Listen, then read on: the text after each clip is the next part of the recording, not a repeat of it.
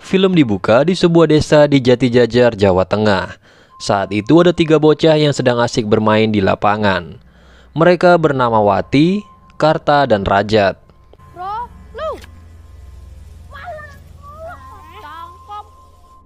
Karta, Rajat, bali yuk. Wes surup ki. Sore itu terdengar suara azan maghrib yang berkumandang. Wati pun lalu mengajak kedua temannya itu untuk segera pulang. Namun karena Karta dan Rajat masih ingin bermain di sana, mereka pun langsung menolak ajakan itu, sehingga Wati pun terpaksa memilih untuk pulang sendiri. Ketika asik bermain, sayangnya tongkat kecilnya yang mereka pakai untuk bermain itu malah terlempar jauh ke dalam hutan, sehingga Karta yang sedang berjaga pun terpaksa harus mengambilnya. Sementara itu, di pertengahan jalan, Wati yang melewati hutan tiba-tiba saja ada sesuatu yang menarik tubuhnya.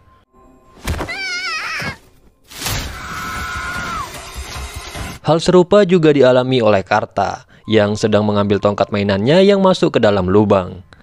Tiba-tiba saja sesuatu juga menarik tangannya hingga salah satu jarinya pun terputus.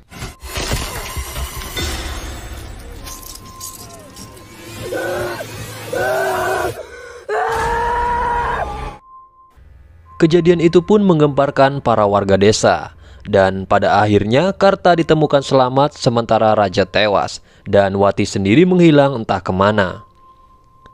30 tahun kemudian kita pun diperkenalkan dengan 3 orang bocah. Mereka ada Adi, Saman, dan Ayu. Mereka bertiga ini adalah teman sekelas. Suatu hari, Adi dan Saman terlambat masuk sekolah karena kesiangan. Di perjalanan mereka bertemu dengan seseorang pria aneh, yang mana pria itu adalah Karta yang kini sudah dewasa.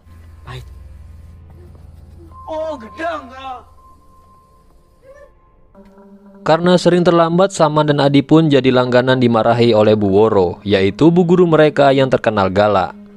Setelah pelajaran selesai, mereka pun langsung dihukum oleh Bu Woro.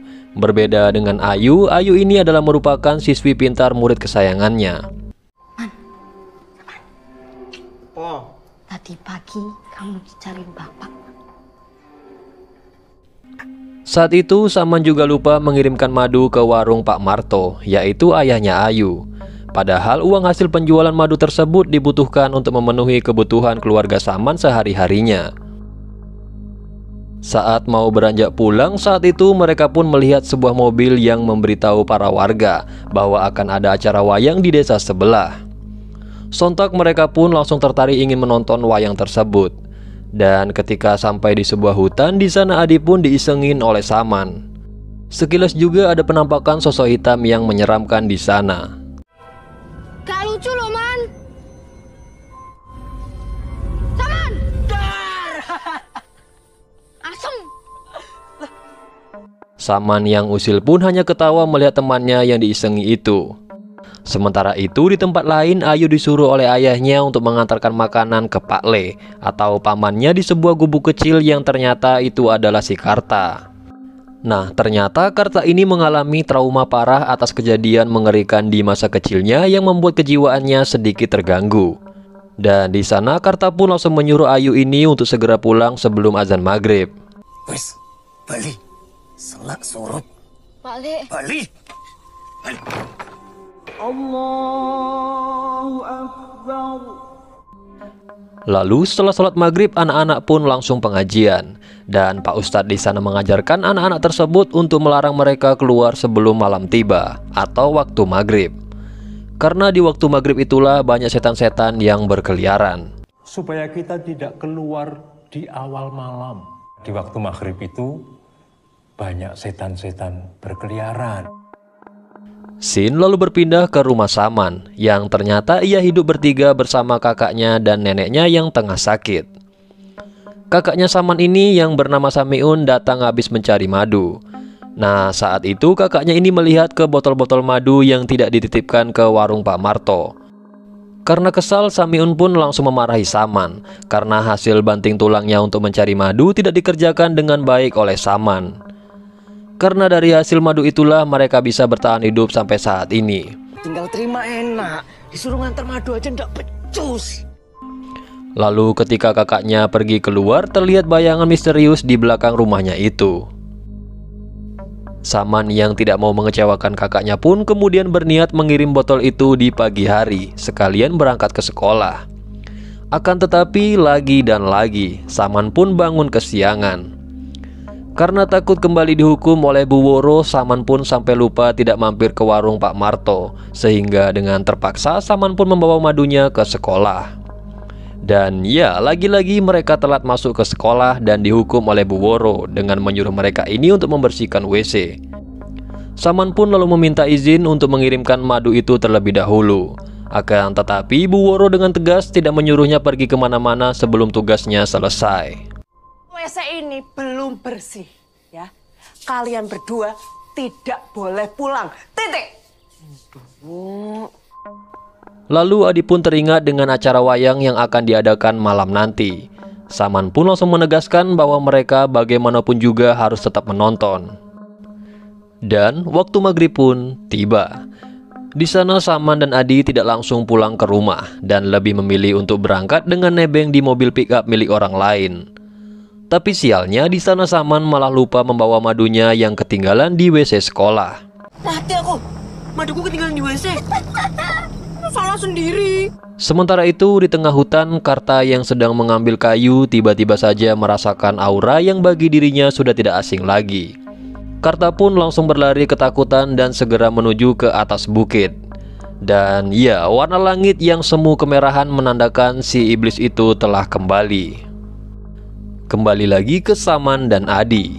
Di sana mereka pun mengutarakan kekesalannya kepada Bu Woro karena selalu kasar kepada mereka. Anehnya di waktu yang bersamaan, Bu Woro yang baru pulang pun tiba-tiba di rumahnya diteror oleh iblis tersebut. Hingga akhirnya ia pun meninggal dunia.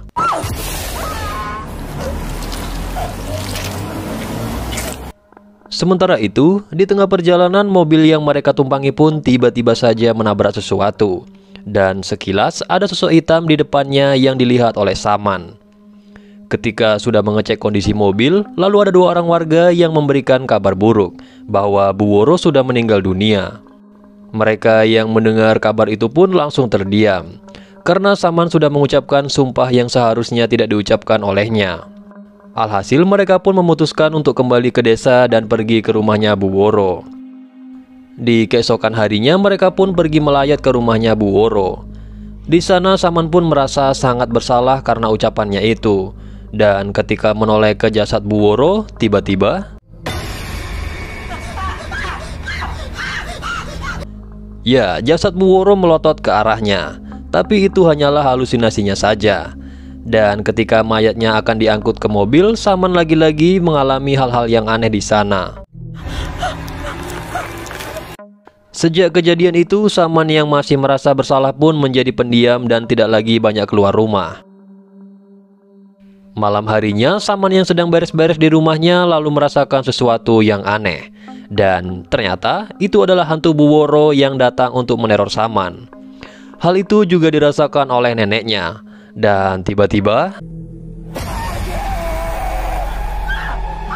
tidak hanya sosok Bu Woro yang menyeramkan, sosok iblis pun juga muncul di hadapannya. Saman yang hendak pergi ke WC tiba-tiba saja dikejutkan dengan sosok iblis yang membunuh Bu Woro, di mana sosok hitam itu melayang menjuntai ke atas dan akhirnya Saman pun dirasuki oleh iblis tersebut. Sementara itu, Ayu diminta oleh ayahnya untuk menemaninya menjemput guru barunya yang bernama Bu Ningsih. Bu Ningsih sengaja dijemput oleh warga karena datangnya yang sudah larut malam. Lalu beliau pun langsung memperkenalkan diri dan mulai mengajar besok untuk menggantikan Bu Woro. Di sana juga ternyata ada Karta yang sedang memperhatikannya dari jauh. Karta pun seperti merasakan sesuatu dari Bu Ningsih ini.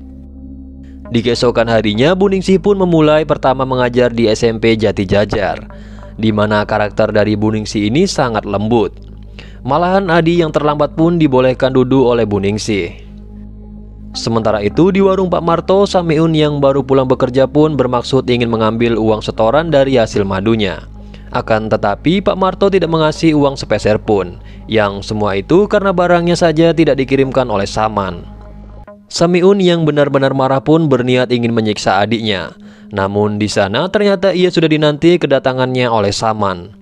Saman yang kerasukan pun dengan sadis langsung membunuh kakaknya sendiri. Tak cukup sampai di situ, Saman pun lalu kabur kemudian membunuh ayam milik Pak Lurah. Lalu dia meneror Pak Marto dengan botol yang berisi darah ayam. Sementara itu di sekolah, Roh Buworo pun mulai meneror anak-anak di sekolah itu. Ayu yang sedang belajar pun juga mulai merasakan hal-hal aneh di sana. Dan tiba-tiba, ya, hantu Buworo itu pun muncul di hadapannya Ayu. Dan setelah sekolah selesai, Ayu pun langsung bergegas untuk pulang. Namun ketika itu Ayu mendengar kabar bahwa Saman telah berulah. Ia pun segera datang ke rumahnya bersama Adi dan diikuti oleh para warga. Dan betapa terkejutnya mereka semua saat melihat ada mayat Samiun yang sudah bersimbah darah di rumahnya. Adi yang tahu keberadaan Saman pun datang langsung ke sungai, yang di sana ternyata memang ada si Saman. Lalu Saman seketika pingsan dan langsung dikurung di gudang milik Pak Lurah. Di sana Pak Lurah pun mengira jika Saman ini sudah terganggu dengan kejiwaannya, sehingga ia tidak bisa diajak bicara. Bahkan Bu Ningsi pun juga telah mencobanya, tapi sama saja. Tak berselang lama, Saman pun diteror oleh roh kakaknya dan juga Bu Woro. Dan saat akan diperiksa oleh Pak Lurah, betapa terkejutnya mereka karena Saman ternyata sudah tewas gantung diri. Keesokan harinya di kuburan Saman, Adi dan Ayu pun sangat terpukul karena kejadian ini, karena mereka kehilangan satu teman dekatnya. Setelah itu Adi pun menjadi selalu murung di rumahnya, dan ia pun juga ketinggalan jauh pelajaran di sekolahnya. Sehingga Bu Ningsi pun menyuruhnya untuk menyelesaikan tugas di hari itu juga. Hingga waktu pun sudah larut malam, di sana Adi pun masih bersemangat untuk mengerjakan tugas tersebut. Dan saat waktunya sholat, tiba-tiba saja Adi diteror oleh hantu sosok misterius tersebut. Sontak Adi pun langsung lari ketakutan keluar, yang ternyata di luar sana ada roh Saman yang menghampirinya. Dan sekarang giliran Adilah yang kerasukan. Setelah itu Adi pun jadi suka bersikap aneh. Dan diketahui juga bahwa Karta ini suka diam-diam menyimpan sesuatu berupa jimat di rumah Ayu dan Adi demi bisa menangkal kekuatan roh jahat dari si iblis itu. Di keesokan harinya saat di sekolah, Ayu pun kembali diteror oleh hantu Buworo. Lalu Ayu melihat Adi yang pergi entah kemana. Ketika mau mencarinya, Ayu pun dihadang oleh Karta dan diajak untuk ke rumahnya. Di sana Karta pun langsung menjelaskan kepada Ayu bahwa anak-anak di desa Jati Jajar ini dalam bahaya. Dan pelakunya itu adalah salah satu seseorang yang tinggal di sana, yaitu Bu Ningsi. Lalu Karta pun langsung memberikan jimatnya kepada Ayu. Sementara itu di tempat lain saat itu sudah waktu maghrib. Ada seorang bocah bernama Bondan yang sedang asyik bermain. Dari kejauhan ternyata ada Adi yang mengajaknya ke suatu tempat. Dan sejak saat itu Bondan dan juga Adi pun hilang entah kemana yang membuat satu desa menjadi gempar. Di sore harinya Ayu pun berniat akan pergi sholat maghrib ke masjid.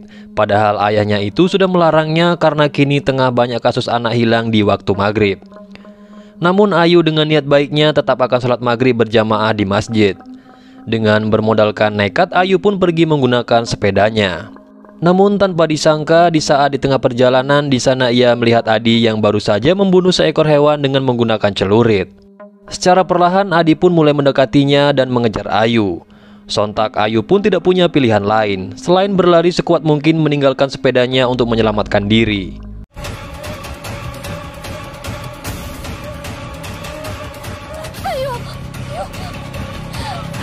Beruntungnya ada seorang ibu yang melihatnya kemudian menyelamatkan Ayu dari kejaran Adi. Namun teror itu pun tidak hanya sampai di situ saja. Si ibu ini pun baru ingat jika pintu belakangnya itu belum dikunci. Dan ketika akan dikunci, sayangnya Adi lebih cepat untuk masuk. Di sana dia pun berhasil menerobos masuk ke dalam rumah ibu itu. Akan tetapi Adi pun hanya mengincar Ayu saja. Beruntungnya saat itu Adi pun berhasil dilumpuhkan oleh si Hansip yang datang untuk menolong Ayu. Dan akhirnya Adi pun berhasil disembuhkan oleh Pak Ustadz dari kesurupannya itu. Sementara itu di tempat lain Pak Marto juga mengalami hal yang sangat mengerikan. Ketika itu dia sedang menunggu Ayu pulang, lalu ia pun dikejutkan dengan mayat yang ada di samping warungnya. Dan saat ia mencoba melihatnya, betapa terkejutnya Pak Marto karena itu adalah mayat dari Saman. Ternyata hal tersebut terjadi karena ungkapan dari bocah sebelumnya yang bernama Bondan yang ditemukan di beduk masjid. Di sana ia pun mengaku jika ia diajak paksa oleh Adi untuk menggali kuburannya Saman dan menyimpan mayatnya itu di warungnya Pak Marto. Warga pun lalu menuduh jika si Kartalah yang melakukan semua ini karena ia sering ketahuan menaruh sebuah barang berupa jimat. Dan tak butuh waktu yang lama, warga pun langsung datang ke gubuknya si Karta, lalu menghakiminya hingga babak belur dan disekap di gudangnya Pak Lurah. Scene pun lalu beralih. Di keesokan harinya, Ayu yang tidak enak badan dan tidak masuk sekolah pun lalu dijenguk oleh Bu Ningsih. Di sana Ayu pun lalu teringat perkataan pamannya yaitu Karta, bahwa si iblis itu telah kembali dan berwujud Bu Ningsih. Ayu yang panik pun lalu mencoba mencegah dengan jimat itu. Akan tetapi hal itu tidak berefek apa-apa. Bu Ningsih pun lalu menjelaskan bahwa ketika ia masuk ke desa ini, di sana ia pun merasakan aura Karta yang mencelakainya 30 tahun yang lalu. Bu Ningsih kemudian berkata kepada Ayu untuk tidak ikut campur. Namun saat itu Ayu pun sedikit beruntung karena di sana ia didatangi oleh roh dari Bu Woro, sehingga Bu Ningsih ini pun langsung pergi dari rumahnya Ayu. Sementara itu di rumah Adi, bapaknya pun kemudian menyuruh Adi ini untuk segera sholat. Akan tetapi tanpa disangka di sana Adi pun masih dipengaruhi kekuatan dari si iblis itu. Sementara itu Ayu diam-diam datang menemui Karta dan meminta tolong untuk membantunya menghentikan semua teror ini. Ayu pun lalu berkata memang benar jika Bu Ningsih itu adalah iblis. Mereka berdua lalu diam-diam pergi ke tempat tersebut. Ayu pergi untuk mencari Adi, sementara Karta mencoba untuk menghentikan si iblis itu. Di sana Ayu pun berhasil menemukan Adi di sungai yang mencoba menghampiri si iblis itu. Sementara Karta yang berhasil masuk ke rumah Bu Ningsih tampak kesulitan menghentikan kekuatan dari iblis itu. Kemudian Karta pun teringat dengan batu nisan yang berada di tengah hutan. Ia pun lalu datang langsung ke hutan itu dan berniat akan membakar batu nisan tersebut. Walaupun susah payah, akhirnya batu nisan itu pun berhasil terbakar, yang dibarengi dengan suara azan.